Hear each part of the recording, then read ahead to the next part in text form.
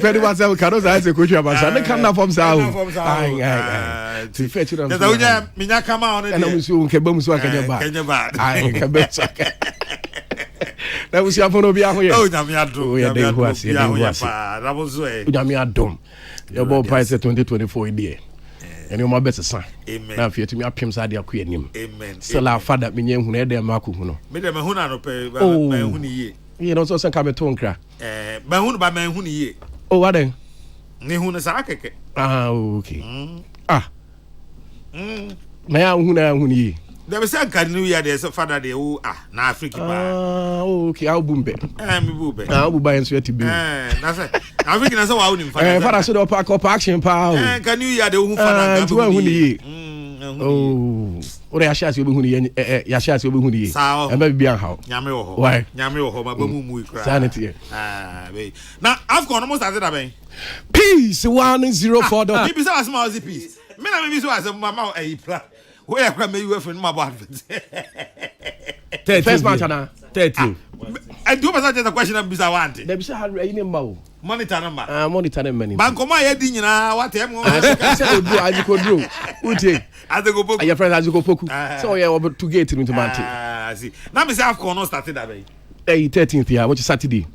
Saturday, but I March 14th, Sunday. Yeah, I see. Ghana Black Stars. Ghana Black Stars, any Kiveno. Mogobi. Ah, Nanya me akodi ama ade abamu. Money ade o. Na now. Yey. Enya ne akodi ama ade abamu. Mo kwaja ma na. Enya nkomo na na edi. That's also a sense mechi o. Now last time we. Na also a sense mechi. Motim we. E mamo MTN Africa kra muntimenye. A bad thing here. Last time we MTN Africa kra muntimenye. But let's hope say. Ya go Ghana for idea. No crowd 2024 pass. Na the all canon. Yan canon crunch.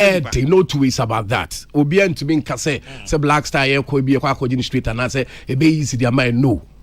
It will be very difficult but at the end of the day no. Any coach. You hopeful say you might be to me as that is what I'm looking for apart from that in a day. Editing, no two ways. Black Stars in the team, Monsa any coach. Me catch it out. Me di ka catch man san ma bon first man Sunday. E pa cho. O dey say mo be catch them. E pa cho dey say wadwini. Oh. Why? Me. That be o yeah asu for because no say ne na me bia. Troka. Like expectation. On your board draw, go let's draw. Kumase. Like expectation is troka. Mwa. Coach need the testing information. Team no more so na ma pressure abo mo so. Formation ben. Into yes sir. Onya unse say no ahwe, me no ma hwe with but na me monitor commentary. That say na man you boy FA captain na me hwe bi. Ah no so na me hwe, na me so me hwe bi. Yeah, na me hwe ball. Unse team na ma pressure abo mo so. Ade. Because no na me monitor friends a commentary from. Okay. Uti say keeper no even your friends saying Richard Ofori no. Oh uti say pressure on so it's a be a baby piano it will be quite caution wabo Black Stars so monitor we na wabo Black Stars for all this while na enne pressure that's why stadium supporter be amboni ho the 1% sa GD na Ghana for any omumu no 1% chenchile to me back force enye yesu si aso so da enu ti 20 the man run no me o margin so okay ye mono ye open stadium free na obi atu be free no me confidence in the team na bia na niam asesa o ewe Afcon. And Black Stars also see no. System ben pa na mobo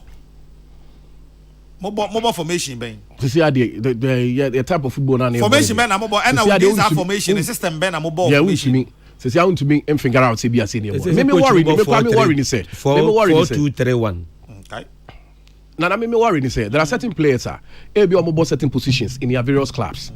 But they be on bahana on to me as sana mono bono entirely different as compared to the omoye because the kind of contribution the kind of players be omo I no omo bono entirely different from what they no and two force no so be bono sa de the ono ball ho no na ba ha so be shi so be to say Koja Samoa Black Stars no typical midfielder me boa but that Juventus before you should left back left wing back no obo but ne ba na ka so ko sa de na wa ha no because one see that need it Michael Essien got to point out no but your friends a central defense. Oh, to be number 2 you know. Sir, As so old in the band, old in the back, that's what about number 2. Ubondia Ghana, who just a home bachelor, but all bo the midfield the honor, no blue or more.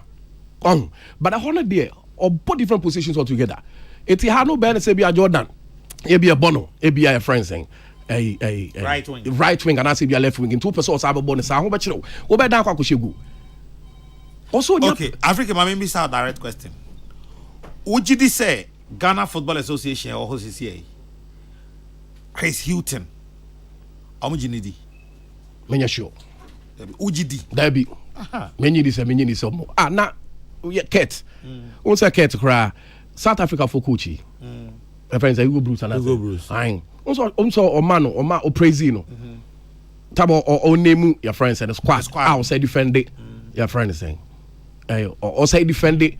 Didn't see our first players in Nana. Also, no Prezino. One was that in Citiano. By answer the idea. Until GD so more. Because so far, comment about expatriate Bia Abagana has seen. Or more, at least Cat administration way. Coach Bia or Habia, Cat and Quackram before him. Or more, coach natural, couple Nankasati ho, no more natural. We Milo Cra, Matramako Milo Crabai, say Cat Munam Cotana, say Milo de or Yamatra Mako any idea. Every sacrifice by. Ye natural Henry Asante ko yi ni kire. Every sacrifice by a basin ne. One who say Chris aye program bi ama, one who ESCO member bi kura around him da. Just say Henry Asante. Na we can't say time them say na Henry is ESCO member. No pem so ya de Kumasi. Sa you know your friends, a vice president no Kumasi into a call opem so de no. And o Monvili coach in there you know. But na me so do be bia. No, but one call or call opem so program. You're very coach in one. There so no Kumasi. No, but na you fan say be a coach in so upon say you fan say e bia and confirm and at least e bia and baby bia mo bia say yes this coach because we are part of the team now wo there you fan say mo matches so crowd was stands in crowd na utumi hwe enim the Africa coach no or a part of the problem the problem no oka ho but for me so we leader ho bia ni ho ya say are we a leader no head of the team no more do buy na ma team na wo leading nyina hu say akwa we yempenasem akwa we nyini ni akwa we be pam no anima ni ya enta players in ground e fa nya we psychology bi o and and one say players na nkasa na omote wo no say ko ba say na wo kan rules e ko ba say coach ne se san rule crowd ni say masa Jawasa na umu kwa pam na dey na wa be ha madwen. Oh yes. Banana what of say obo match no why sesan sesan na shi merumo na ye omo ba mu no e make a difference. Then he went in for your next match. No one say akobo wa say akwesa de ni bi. I know the emphasis of process bi bia tell against you no. And na make say who tell him excuse bia mu. And na make say he's part of the problem. Yes. But he's not the only problem. I know obi adia to. And so obi adia to. It say omo koye yi, omo ye preparation dey akobo yi. Na kuma se park na sia. Even the players themselves were complaining. We cry no anya ka mo so. Any baby omo kwenti no there. Untumi ka say coach no. But at least but pitch no na yes so to me. Cote d'Ivoire ye ko pitch the same pitches na ko so. Ye ko South Africa world class training facilities na ko use. Ye ba Cote d'Ivoire ni aba Aquarius so. Engala boy. Ye ko Cameroon Afcon. Ye ko Dubai. Ye ko Dubai na ko training. Ye bo Cameroon. E go see say. Na hono there. Yes, Bongo. Comoros amache. But Bongo can me na ya adwene because coach ne ka so mo South Africa. And who be na ka say be setbacks ni bi no. And almost there be o man na South Africa. Oh yeah, sure say coach ne ka so South Africa. Oh yeah, sure. Pay adia me dey. Adia even this match o mo boy na coach ne person be back park. Enti pay adia me dey mani ahu no. Na another coach ne South Africa. They make count say almost senior coach in Africa me say South Africa into omo we here no and over the back come into already no that you omo the back come already na be say na go for cry be dey me kind no omo mfi me ho no there na na side with you me no ya adwene these are some of the setbacks e be betumi but there are certain mistakes be on so ya you feel say free ho a and can no cry betumi boy more than baby e na they make what you say setbacks in your no 2 weeks say your program so person call South Africa obi ye bi ekoi efai obi kra those times no mutu bi ko bo wa woni mu sometimes ye baby e be bo no kra na woni ho and so mutu mi ko no ma ko bo wa woni mu akoi preparation no ma sen aba and the some of these setbacks in there and obi age too but coach no so e bi mi hu say we di afa Nana de me count say Jose Mourinho Africa me to ase Jawa Juma kwa to am catch us before dey me to ase pa but me can say coach no oka problems na Black Stars so no but he's not the only problem of it's true I know there nani pe ko bobo park kre ko bobo na park no kra nye papa nti ono there park no kra nye papa and how do you blame the Caribbean coach now? I recommend him for any uncle. Peace 104.3 no pension for Nancy more day and farmer MTN there or say season air corner we yin na wona and the real matches watch charge there come mo biaje tum sampa MTN the baby a wo bia no ho person no e ho ntifa show tum say wo do ho bedom MTN adwumaku no na do ho edom mo a bibia wo ye bia na betumi akoso say bia wo ye momo merchant ana say impo say bia pese o send messages ni nyina wo de MTN ya e betumi abo asebe sa chede na mo chichiri nyina no wo nsa e betumi akabi Lufat Tobingo Adaruma and one Lufat Ede Abba Sabia malaria na chiwato amsere wada 3 days pepepe who ebejina wona so WHO force waje atum say am palufat there no ene malaria dure betumi abo se de be ya Africa esan say efin ene malaria ya renin ti no ebetumi abo na watumi akle ede Tobingo Adaruma ade ode akire abibiman ene sa Lufata wode abane omumienu suspension no and afi tablet na suspension ye nkwa na de esan say omo de omo se eni omo num enti wan say odi bi amom 3 days pepepe na ojina na so tablet ne de I petty for the day. Exams will boom not in so can pale bins with Gina Branding. Lufata Darumano paying at the Akudi Hunsem at the Bre at for capital phone, seven canchos a phone any dino, natures abrofono omu enye, o corner se bini operators abrofono omu enye. Now per brand to be at to say. Samsung, Huawei, Itel, Nokia, Nina Kwamsa able to me Akabi. Now, energy semester say Infinix, iPhone, NASCO products, and also be say TV blender, Nina, and also Kwamsa able to me Akabi. Now, Oma Joshua also endorse 1 person of Bebre, Utu Naya, no one be no to me at all.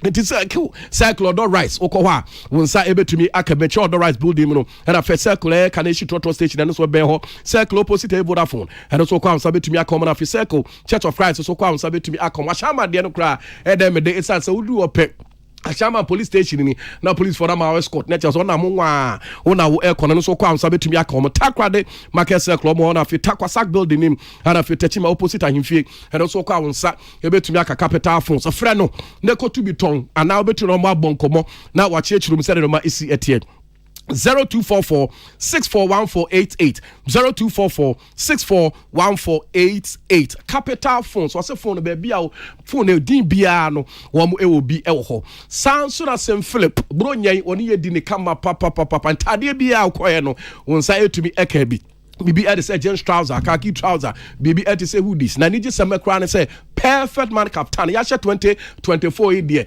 programs akese pa na ebeba sorry programs eba awo eba bebem eyi eba bebem che say do ma bebre ele betumi abem to do wani kire capital for St Philippa unsa betumi aka perfect man captain ni bi kala bia opebia sizes bia opebia me dia white na metape Sanse kwesi ada sorry ho yekoto obednia asori ho wedding and so nyina wo kwa wonsa ebetumi aka before wani ekire St Philip obetumi akotu bia ton anaso obetumi akoto maako odi wani ekire Ayalolo station no ebe kinsu koko border and wonsa ebetumi aka omo na afei Okanshi opposite Ghana Commercial Bank the niji sema nchire se odo heye me check kwa mkroma circle and also kwa unsa ebetumi akabi ubetumi from 0244 147212 0244 147212 Sajumako and 9 Esu asene amia dia gudi honsem de abre etie for me din the Ernest Bruce Metano permanent dan kwaku yeboa bongo di fara anim ado kwaku saponsa akode na fi kwabna amwa benda chene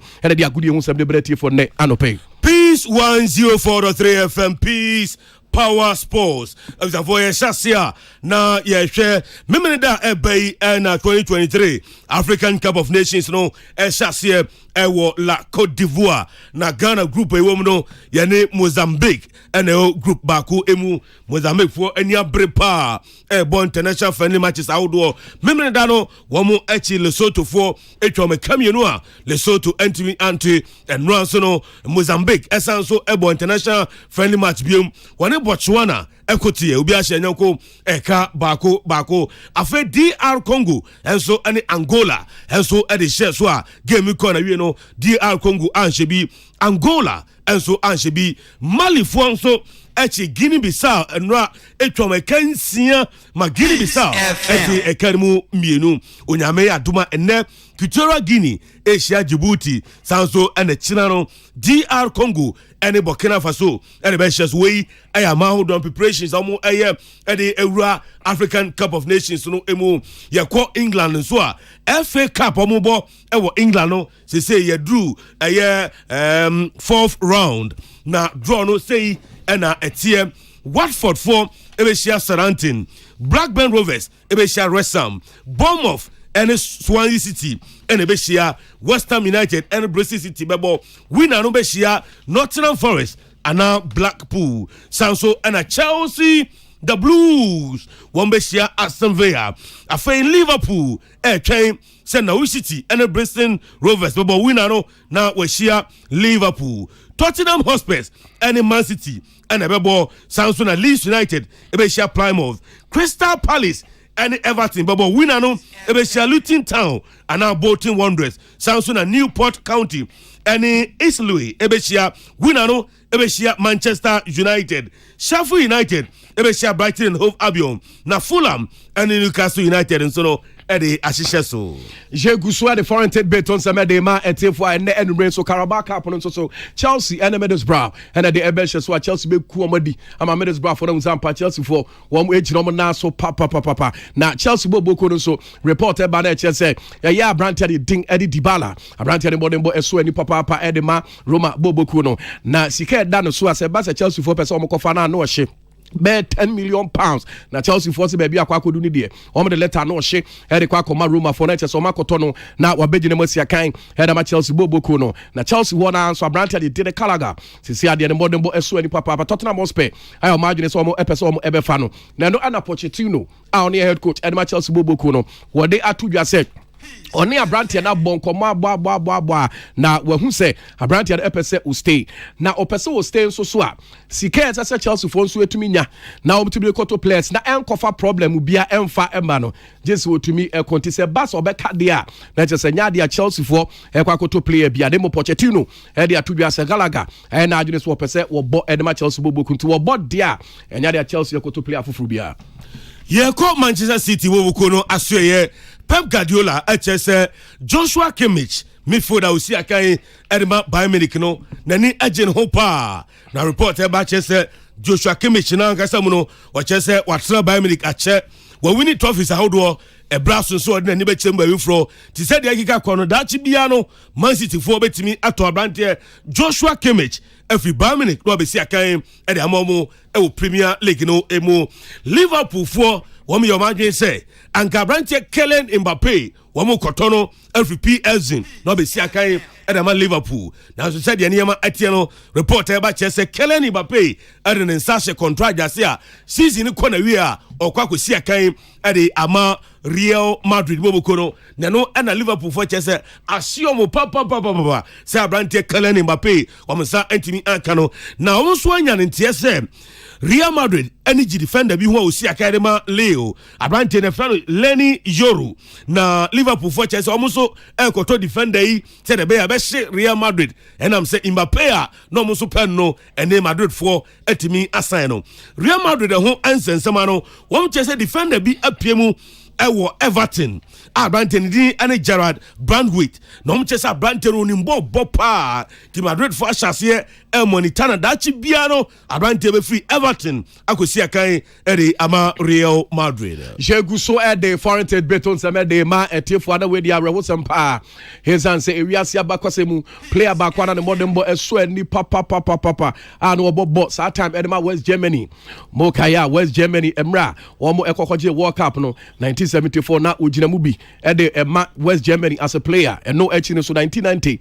was akoji edema Germany set manager ni Diane France Beckenbauer oh the Kaiser na ne modembo eso ani papa Ballon d'Or wa GBN European Championship was an edge na ho said na ne modembo etumi eso ani na nka obi ahwe nim so betumi apem ede akodem na so ba bi akwakodu ni de 78 years pepe na no kwasi ade ye na ujemu a chese na busua ede statement ede ba se ba bi akwakodu ni de wo yare kakra na wo pem so a se nko beja hode obetumi ede abanti France Beckenbauer menemu eka say de Yame Atonensa at the friend at the age of 78.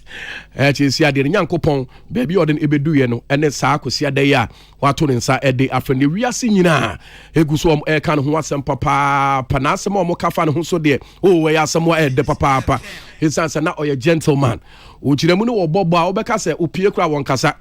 And so Pia was saying a dean and so Bobo or Park and so I the near team Papa Pantignano could see a day and France Beckenbauer Germany this year pa with Jim at the age of 78 I rease Eguswam Air County Peace Power Sports France Beckenbauer Buswina the air can say Mundu Debum Yamamu shedding your bomb pie so Yakopo Becran said that should be a Yina Yakushia you do say body and the Eddie Ako Christo Nchen. France Beckenbauer at the age of 78. Nyako Pato Ninsa Eddie Afreno. Peace 104.3 FM. Peace Power Sports. Afe Yemra and my Ghana and Semua. Now Yako Blasters Aswe. The senior national soccer team, the Blasters of Ghana, Gusuya Buabua, Esan say Afi African Cup of Nations. That's us here. Remember that was like Cote d'Ivoire. And was a Blasters who near team winning trophy. No, at the bar. Esan say about 42 years in Blasters and me and the Afghan. Yes, Ghana this year. Saying you know I am fire and pie boy. Ya who didn't tie Blasters a cheap. San say ya kura ya jina. Ya papa mu a ya hwiase ya nyina ya kabo mu a Blasters betimi age betimi age Afcon no sanse 2010 Angola ya do finals e ka dana nke age 2015 ya no ya do finals enti ya nyina ya kabo mu a ya betimi age enra ya bo angfa akensie ama ene Namibia ebo goalless na Blasters head coach Chris Hughton e just a game no first half no Namibia for dia group but second half no in a Blasters beji game no na eyene ya se chances say yen nyina yantimi amo anto atremu. Certainly a game of two halves. I think what was evident is that we were up against a team that's a lot of energy, very direct in the way that they play, 4-4-2, look to search behind, good runners behind, and around that, what you have to be able to do is keep the ball well enough. And in a first half period, I thought our ball retention wasn't good enough, which made it difficult for us. In the times when we could change the play, which was when you've got a team that you're playing against in 4-4-2 narrow with high energy, then your travel of the ball has got to be quicker. So I didn't think we was good enough on the ball in the first half period. Second half, of course, better, but the game opens up. And I think we were able to capitalise then on the spaces. And then it becomes the job then to score goals. And of course, we entered the final third a lot more in the second half than what we did in the first half. But either perhaps a lack of quality at times saw us not get opportunities. I think you have to credit them. I think they defended very well in their moments. But we had to make more of the possession that we had, and particularly the possession we had in the final third. Peace FM. Blasters head coach Chris Hughton and Wachi and Yebisane said Blasters players 27 at a work camp no and ye be injury. Player be waka and no more for any match na me be afoi one more physical wording pa players will be a brand as a sanity. Yes, so probably four with Inaki. Inaki had before he joined us a touch later than we wanted to. He had an illness at home. He's fine now, but he's obviously missed a good period of training, and I think has only had 2 days training with us. Semenyo was ill yesterday. We thought he couldn't train yesterday. We were monitoring to see how he was today. There was no change today, so that excluded him from the game. Salis picked up a knock in training yesterday, which meant that he couldn't be involved in the squad today. And with Kudus, we've been in regular communication with him and his club. He does have an injury. He is recovering from that injury and will join us tomorrow. Peace FM. Blasters head coach and which in Ebisani said, Obeso Blasters me. Say a bobo a first half no. I say Nkoye. Your bomb matches be a first half no. I said Troka. Second half and son a team no. Jinaso. Edientina Tembiano coach Chris Hughton. O first half Nkoye. Now second half the Ekoye. Adentia. Yes, and I would agree with you on today's performance. Yeah, exactly. You know, this is not something that we plan. You know, and I know that when the score at half time is you're drawing or you are losing the game, then of course there has to be more urgency to get back into the game. But you are right, we've had a lot of performances where the change in personnel, we've benefited from that change in personnel. Sometimes it's not such a problem, providing the end result is the correct result. And sometimes it's not a bad thing to stay in games. If I'm looking at the pluses from today, still, even though we didn't score and didn't play so well in the first half period, we didn't concede. And as long as I think we always feel that if we can stay in the game, if we haven't played particularly well and we can stay in the game, we have the players that can change the game, players that can come on and have an effect offensively in our game.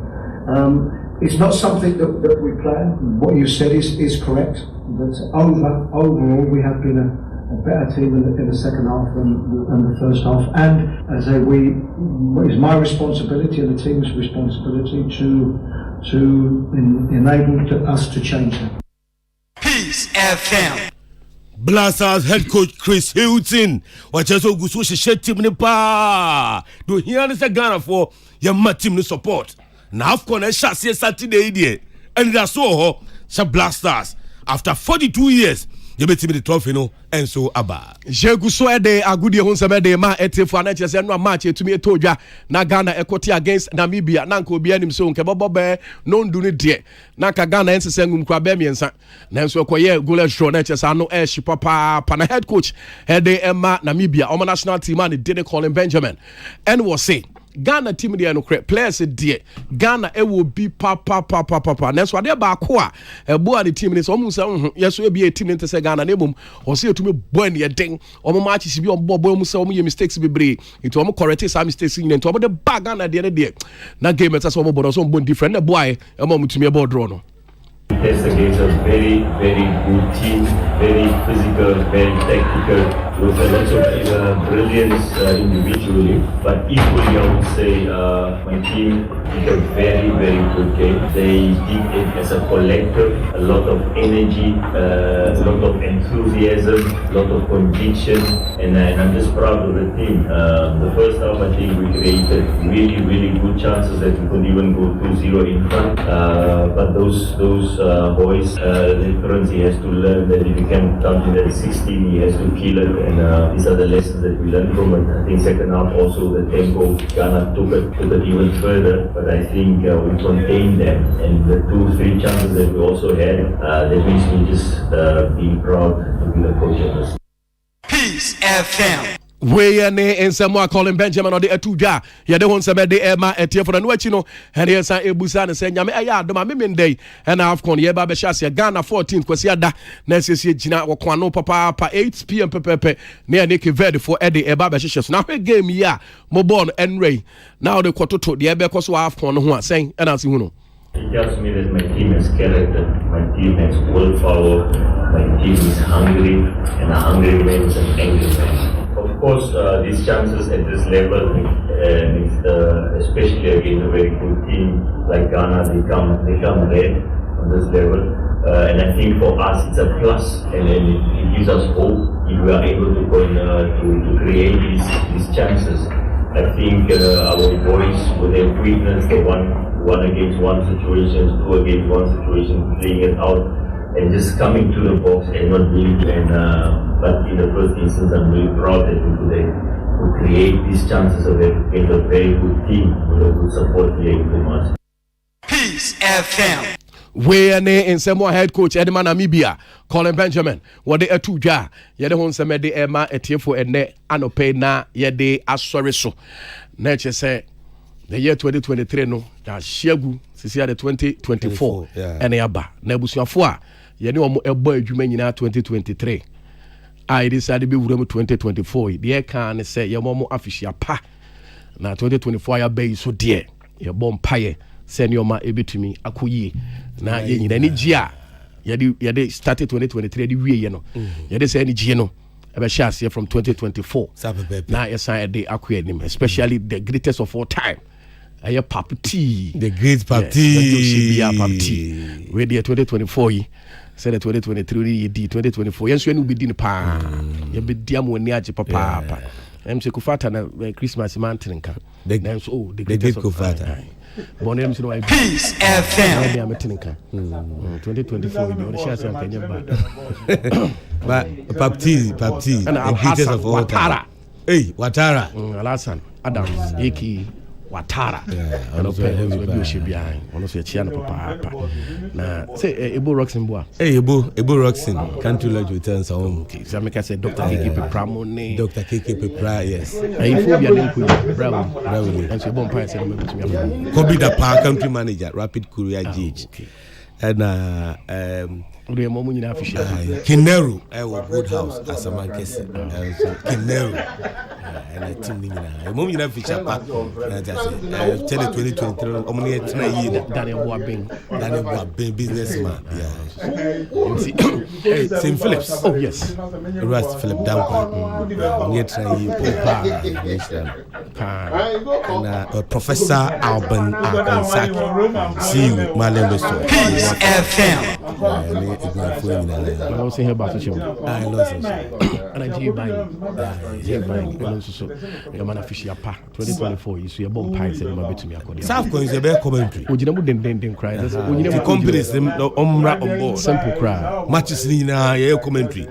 The company be a Wutino Brown board. Never sponsor Peace Power Sports. Temper now quick. Now boy. Yes. Because actually 2024 you could get yes. Bujankwa. Aha, ena yadumu Smithing the Ernest Bruce Metano Pemini Bongo di Farah and the Agudi Hun Sam de Bre for Dan Kwakuya Boa and him atu Kwagusa Ponsa Corden of Yukwab na amwa Ben Daching hence we boy chidom Yame eya dom nasa dom edom ye ene and Rumesati yakram. Peace FM. Hello, Capital Phones me.